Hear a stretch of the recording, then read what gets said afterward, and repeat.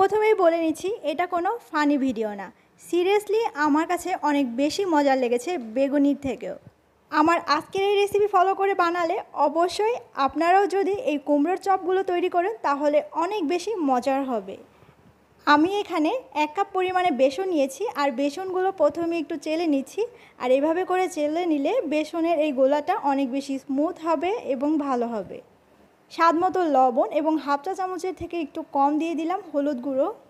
তবে হলুদ গুঁড়োর পরিবর্তে আপনি চাইলে এখানে ফুড কালার দিতে পারেন।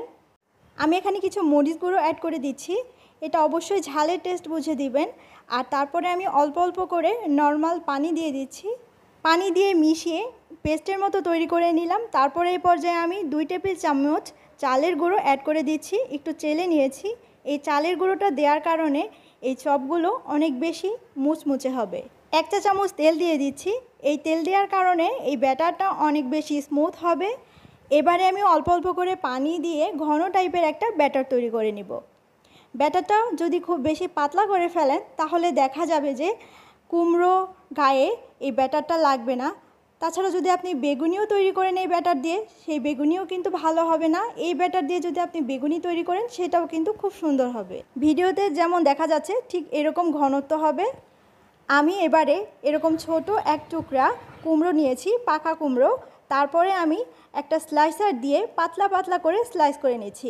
আপনি চাইলে বটি বা ছুরি দিয়েও কাটতে পারেন, তবে অবশ্যই চেষ্টা করবেন পাতলা করে কাটতে, তাহলেই কিন্তু খেতে অনেক বেশি মজার হবে। এবারে আমি স্বাদমতো লবণ অ্যাড করে দিচ্ছি আর 1 চিমটি পরিমাণে চিনি এবং গোলমরিচ গুঁড়ো।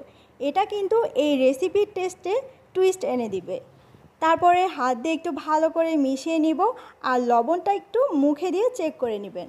এবারে আমি আগে থেকে যে ব্যাটারটা গুলিয়ে রেখেছিলাম বেসনের, এর মধ্যে মিহি করে কুচিয়ে নিয়ে ধনেপাতা দিয়ে দিচ্ছি আর তারপরে 1/4 চা চামচের মতো বেকিং সোডা দিয়ে দিচ্ছি। এবারে একটু ভালো করে মিশিয়ে নিব আর তারপরে আমরা চলে যাব চুলাতে। বেগুনি বা কুমড়ানি যাই বলুন না কেন, এই টাইপের রেসিপিগুলো আপনি যদি ডুবো তেলে না ভাজেন তাহলে কিন্তু কখনোই পারফেক্ট হবে না। তাই অবশ্যই আমাদেরকে ডুবো তেলেই ভাজতে হবে। তেলটা আমি মোটামুটি ভালো করেই গরম করে নিয়েছি আর তারপরে ঠিক এইভাবে করে দিয়ে দিচ্ছি। আর একটু লক্ষ্য করলেই বুঝতে পারবেন এটা কতটা সুন্দরভাবে ফুলে উঠছে। এবারে একটু সময় নিয়ে উপরটা গাঢ় করে ভেজে নিব, তাহলে কিন্তু এটা 3 থেকে 4 ঘন্টার মতো মুচমুচে থাকবে আর খেতে অনেক বেশি মজার। ঠিক এইভাবে করে যদি আপনারা বাসায় ট্রাই করেন, আশা করছি আপনাদেরও অনেক বেশি ভালো লাগবে। রেসিপি পছন্দ হলে প্লিজ একটা লাইক দিবেন, ফ্রেন্ডস এবং ফ্যামিলির সাথে শেয়ার করতে পারেন।